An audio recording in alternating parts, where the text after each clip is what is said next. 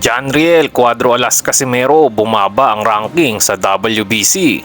Laban ni Albert Pagara na postpone daw. At Mercito Gesta minaliit ng makakalabang si William Zepeda. Yan at iba pang update atin ng pag-usapan mga idol. Unahin muna po natin ang inilabas na latest ranking ng World Boxing Council o WBC sa Super Bantamweight Division, kung saan ay bumaba po ng isang pwesto ang ranking ng angas ng Pinas na si Janriel Cuadro Alas Casimero. Mula sa pang number 6 ay nasa number 7 na lang po ito, at kapansin-pansin kasi ang pagpasok sa top 4 ng undefeated boxer ng Thailand na si Chainoy Worawut.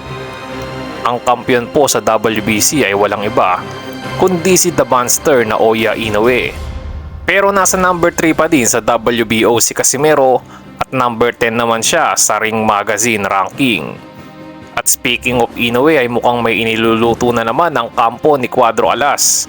Sa latest post nga ni Casimero sa kanyang Facebook page ay binisita ito ng promoter ni Rio Acajo at nabanggit pa nga niya na maghanda na raw si The Monster.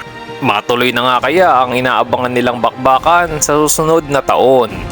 At sa ibang balita mga idol ay napospone daw ang laban sana bukas at pagbabalik ni Prince Albert Pagara at Alexi Mazur.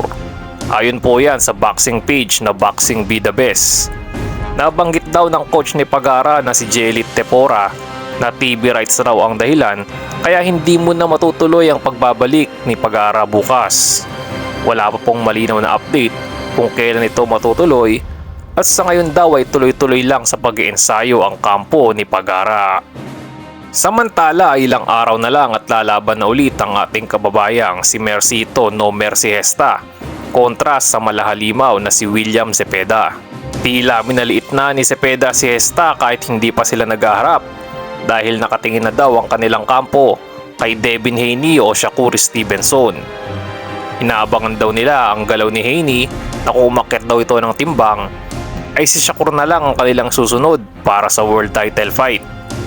Kung sa record kasi ang titingnan mga idol ay nakakatakot talagang kalaban si Zepeda na may kartadang 28-0 with 24 knockouts.